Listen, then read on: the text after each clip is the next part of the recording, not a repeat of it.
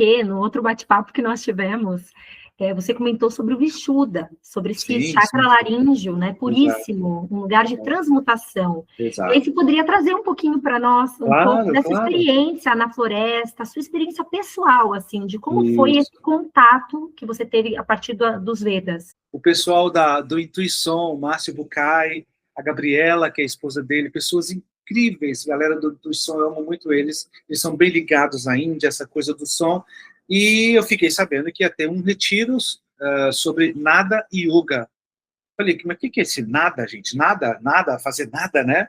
E aí eu descobri que em sânscrito, nada, na verdade não é nada, é naada, o A é um pouquinho prolongado, tem um tracinho em cima do A, uma acentuação para transliteração das coisas em sânscrito, né?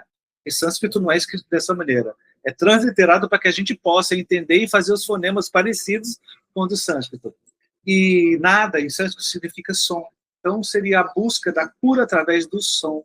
E lá, esse retiro era numa floresta ancestral, ali na cidade de Joanópolis. Quando a gente fica sabendo, né, da história daquele lugar, a gente sente muito respeito ao entrar lá, e a gente é aconselhado, olha, aqui é lugar dos bichos, respeitem eles, um inseto é aqui a morada dele, a gente aqui é intruso, tá? É muito legal, já começa assim.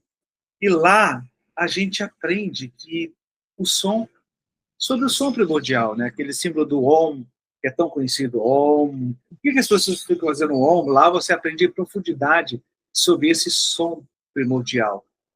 Então tem o tal do Karat, que é um costume indiano deles se reunirem pela madrugada, né, nos ashrams, e antes de fazer qualquer coisa, como a voz ela está num estado grave, porque quando você dorme, as suas pregas vocais ficam mais cheias de sangue, né, e demasiadas, então a sua voz fica um pouco mais grossa, assim. Nessa hora, eles fazem algo chamado Karad. Eles colocam um Surat Box, né? Hoje a gente coloca um aplicativo, né? Eles lá não, com instrumentos mesmo, que é o Surat. Na verdade é um tampura. Tem um bojo assim, e um braço bem comprido com 4 cordas, e eles ficam tocando peão, peão, peão, peão, peão, peão. E essa nota, peão, a mais grave, eles usam ela para servir de base, é uma nota fundamental, que a gente chama. E eles colocam o som para emitir. Não sei se está dando para ouvir, porque esse som é meio grave para mim, que sou um tenor, tenho uma voz mais aguda, né? Mas lá não importa se você é tenor, soprano, mesmo, você simplesmente se conecta àquele som e a egrégora inteira junto com você, tudo escuro, né, ainda de madrugada, o dia ainda não acordou e você está lá fazendo aquela nota. Aí veio a empáfia do músico aqui, né, como a gente estava conversando, né, nossa, quantas músicas eu conheço, quantas óperas eu sei de cor, teatro musical, eu vou ficar aqui meia hora fazendo, como é que vai ser isso, né? É uma sensação muito comum para qualquer um que vai exercer essa prática pela primeira vez, né? E eu era o único músico lá. O pessoal fazia 1000 coisas, tinha muito professor de yoga, mas músico, e assim, não só músico, mas músico, cantor, as pessoas até me olhavam meio assim, ai, sabe? Não, gente, eu tô aqui para aprender, pelo amor de Deus, eu só quero aprender, né? Eu achei que era meia hora, mas era 45 minutos ali no ar. Chega uma hora que acontece o que o Eckhart Tolle aconselha a gente, pare de se identificar com a sua mente. A sua mente para, você domina a sua mente vibrando a sua voz. Porque o que acontece? Nós temos mais ou menos 100 trilhões de células no corpo, mais ou menos, né? Elas estão aí sensíveis a qualquer intenção sua, a qualquer vibração. E qual é a parte no nosso corpo feita para vibrar? É a nossa voz. Se a gente prestar um pouquinho de atenção, isso que a gente está falando aqui, agora a minha voz está sendo usada para conversar, se comunicar, as minhas células estão respondendo nesse exato momento. Se eu falar uma coisa triste, a minha entonação vai abaixar um pouco. Se eu tiver muito efusivo, contando uma piada, eu sou de contar muita piada, de fazer palhaçada, as nossas células estão lá vibrando. Elas respondem de acordo com a nossa vibração. Então, quando a gente está lá com aquela intenção, sabendo que é um karma, entendendo do nada yoga, entendendo do estado de yoga, porque o estado de yoga é uma outra coisa, é uma conexão. Aí, e junto com uma egrégora, junto com instrutores responsáveis, que nem o pessoal do Intuição, aí algo acontece, uma magia acontece.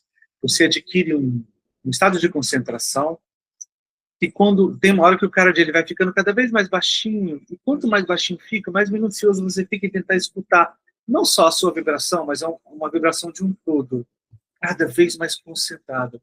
Quando o som some, entre aspas, porque ele nunca vai sumir, ele vai sempre ecoar em partes do universo, mas ali naquele momento, a gente vê que aqueles 40 minutos ou mais tempo, tem gente que faz por muito mais tempo, você vê o estado que ele deixou o seu corpo.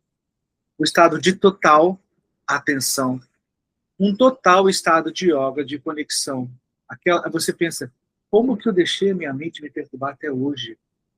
É possível viver nesse lugar de paz, esse lugar de amor. Você não tem nome, você não consegue identificar. É um lugar estranho para você, porque você viveu a vida inteira do lado de fora, tentando se adequar e se adaptar às questões culturais, políticas da vida e religiosas, e ali você simplesmente se despe de tudo isso e encontra com você mesmo.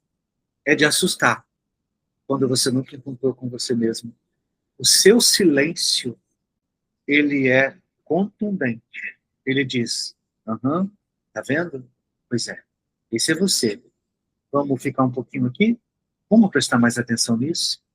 Você não tem coragem de escutar uma palavra. Quando o instrutor fala assim, gente, vamos voltando, você, não, deixa eu ficar aqui, pelo amor de Deus. Mas quando você volta, porque você ainda está nessa terceira dimensão, é como se você conseguisse ouvir. Aí o dia já estava amanhecendo, tinha uns pássaros andando, pássaros que eu nunca vi assim perto de você, gotas de orvalho caindo das plantas, é como se fosse... Você fica no estado de tanta conexão, como se você ouvisse tudo isso de uma maneira como você nunca ouviu antes, né? E isso vem dos Vedas, gente. É um conhecimento milenar.